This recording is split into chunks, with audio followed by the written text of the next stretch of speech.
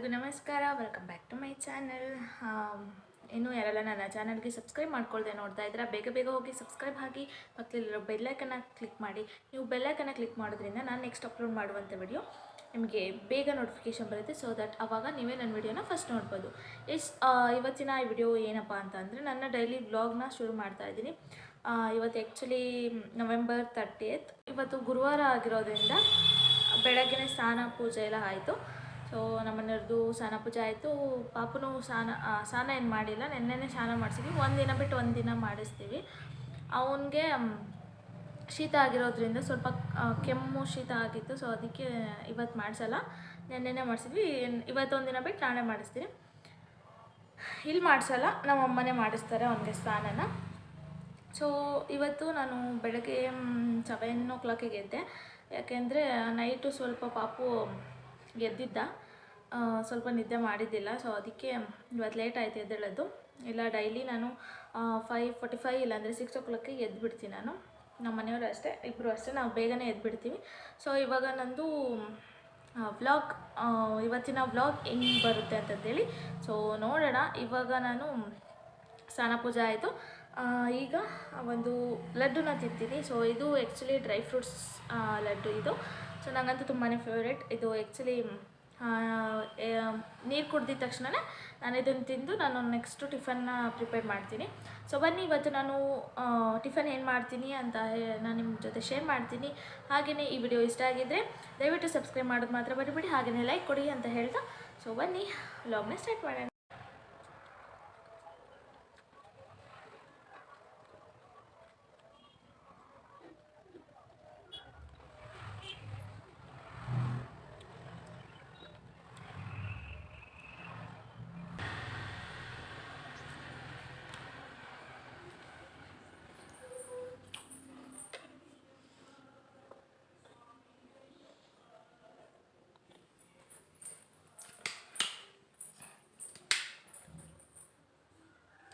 ನಾನಿವತ್ತು ಬೆಂಡೆಕಾಯಿ ಪಲ್ಯ ಮತ್ತು ಚಪಾತಿನ ಮಾಡಬೇಕು ಅಂದ್ಕೊಂಡಿದ್ದೀನಿ. ಸೊ ಬೆಂಡೆಕಾಯಿನ ಫಸ್ಟು ನೀಟಾಗಿ ತೊಳ್ಕೊಂಡು ಸ್ವಲ್ಪ ಉಪ್ಪಾಕಿ ತೊಳಿರಿ, ಮೇಲ್ಗಡೆ ಎಲ್ಲ ಮಣ್ಣಿರುತ್ತೆ ಅಂತ ತೊಳೆದು ಸೊ ಒಂದು ಬಟ್ಟೆಯಲ್ಲಿ ಒರೆಸಿ ಆಮೇಲೆ ಹೆಚ್ಚಬೇಕು. ಹಂಗೆ ಹೆಚ್ಚಿದರೆ ಒಂಥರ ಜಲಿ ಬರ್ತಾ ಇರುತ್ತೆ. ಸೊ ಅದಕ್ಕೆ ಒರೆಸಿ ಆಮೇಲೆ ಹೆಚ್ಚಿ, ಮತ್ತು ಹೆಚ್ಚಿಟ್ಕೊಂಡ ಮೇಲೆ ತೊಳೆಯೋಕ್ಕಾಗಲ್ಲ, ಅದು ಅವಾಗೂ ಕೂಡ ಜಲಿ ಬರುತ್ತೆ. ಸೊ ಹೆಚ್ಚೋಕ್ಕಿಂತ ಮುಂಚೆನೇ ತೊಳೆದಿಟ್ಕೊಳ್ಳಿ, ಅವಾಗ ಏನೂ ಅನಿಸಲ್ಲ, ತುಂಬ ಫ್ರೆಶ್ ಅನಿಸುತ್ತೆ. ಸೊ ನಾನಿಲ್ಲಿ ಪಲ್ಯಕ್ಕೆ ಚಿಕ್ಕದಾಗಿ ಹೆಚ್ಕೋತೀನಿ.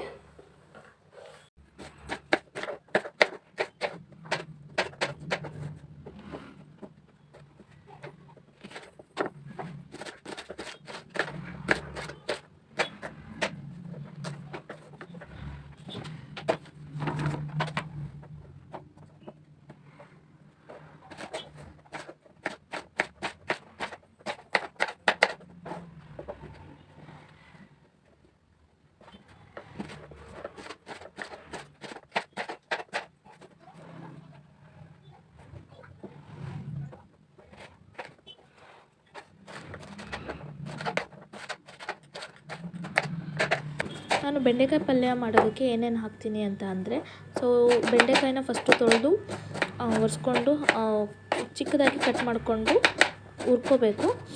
ಆನಂತರ ಹೆಚ್ಕೋಬೇಕಾದ್ರೆ ನಾನು 2 ಈರುಳ್ಳಿನ ಹೆಚ್ಕೊತಾ ಇದ್ದೀನಿ. ಹಾಗೆಯೇ 2 ಟೊಮ್ಯಾಟೊ, 2 ಹಸಿಮೆಣಸಿನ್ಕಾಯಿ, ನನಗೆ ಖಾರ ಎಷ್ಟು ಬೇಕೋ ಅಷ್ಟು. ಆ್ಯಕ್ಚುಲಿ ನಾನು ಇನ್ನೊಂದು ಖಾರ ಪುಡಿನ ಹಾಕ್ತೀನಿ, ಅದ್ರ ಜೊತೆ ಸ್ವಲ್ಪ ಫ್ಲೇವರ್ ಹಸಿಮೆಣಸಿನ್ಕಾಯಿ ನಾನು ಎಲ್ಲದಕ್ಕೂ ಹಾಕ್ತೀನಿ.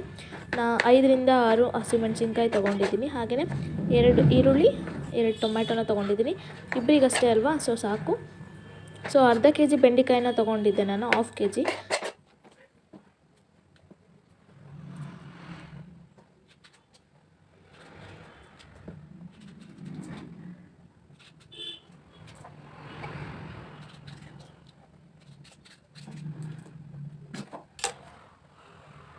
ನಾನಿಲ್ಲಿ ಇಷ್ಟು ಬೆಂಡೆಕಾಯಿನ ಹೆಚ್ಚಿಟ್ಕೊಂಡಿದ್ದೀನಲ್ಲ, ಇದನ್ನು ನಾನಿವಾಗ ಸ್ವಲ್ಪ ಹುರ್ಕೋತೀನಿ.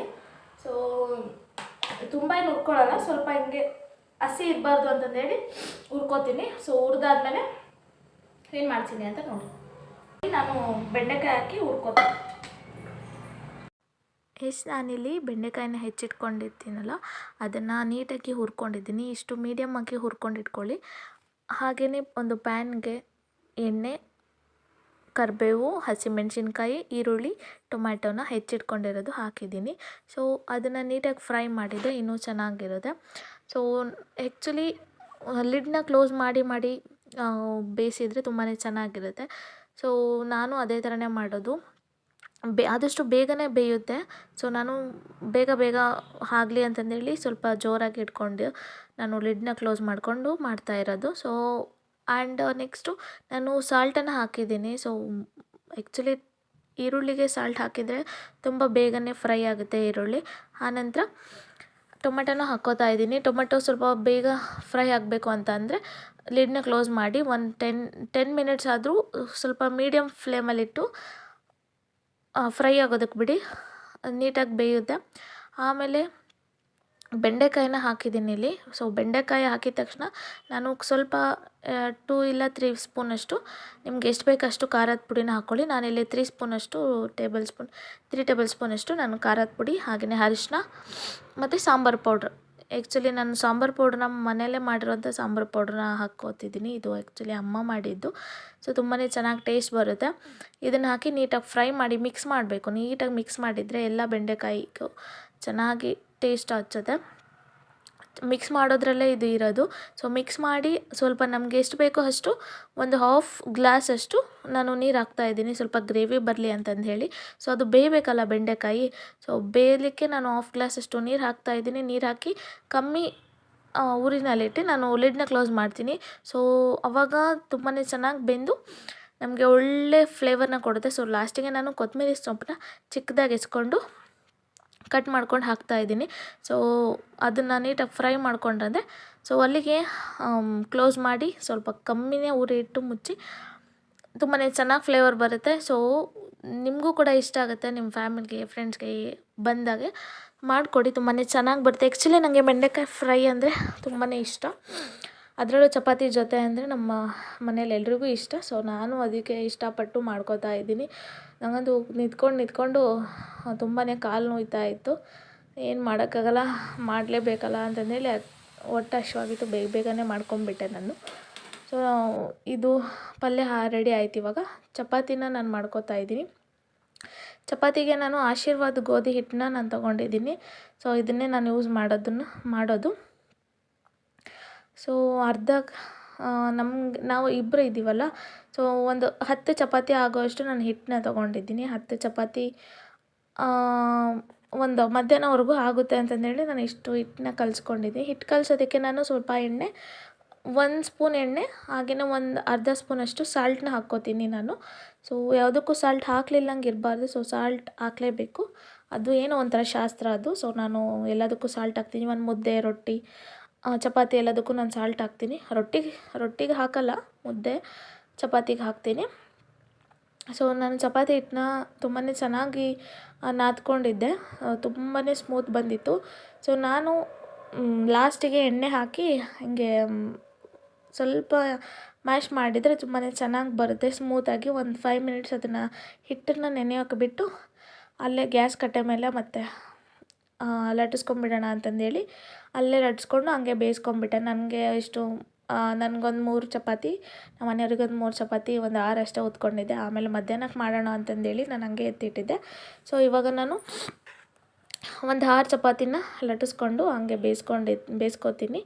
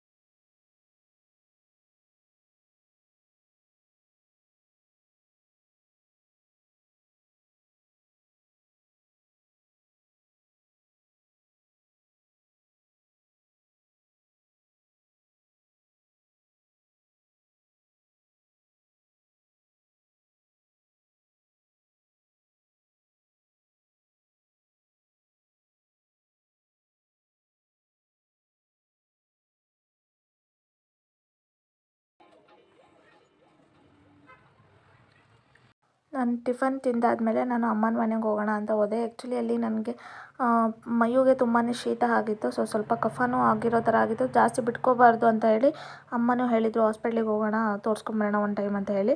ಸೊ ನಾವಿವತ್ತು ಅವನಿಗೆ ತೋರಿಸೋ ಅಂಥ ಡಾಕ್ಟ್ರ್ ಹತ್ರ ಬಂದ್ವಿ ಹಾಸ್ಪಿಟಲ್ಗೆ. ಸೊ ಅಲ್ಲಿ ಇವನಂತೂ ತುಂಬಾ ಕಿಲಾಡಿ ಇದ್ದಾನೆ. ಅಲ್ಲಿ ಎಲ್ಲ ಮಕ್ಳಿಗೂ ಹುಷಾರಿಲ್ಲ ಅಂತಂದು ಹೇಳಿ ಬಂದಿರ್ತಾರೆ. ಇವನಿಗೂ ಕೂಡ ಹುಷಾರಿಲ್ಲ, ಹೌದು ಕರೆಕ್ಟು. ಬಟ್ ಆದರೆ ಅಲ್ಲಿರೋವಂಥ ಮಕ್ಕಳನ್ನ ಎಲ್ರ ಹತ್ರನೂ ಮಾತಾಡ್ತಾನೆ. ಅವ್ರು ಮಾತಾಡ್ಸಿಲ್ಲ ಅಂದ್ರೂ ಇವನೇ ಮಾತಾಡಿಸ್ತಾನೆ, ಅಂತ ಕಿರ್ಚ್ತಾನೆ, ಮತ್ತು ಅವ್ರನ್ನ ಕೀಳಕ್ಕೆ ಹೋಗ್ತಾನೆ, ಹಂಗೆಲ್ಲ ಮಾಡ್ತಾಯಿದ್ದ.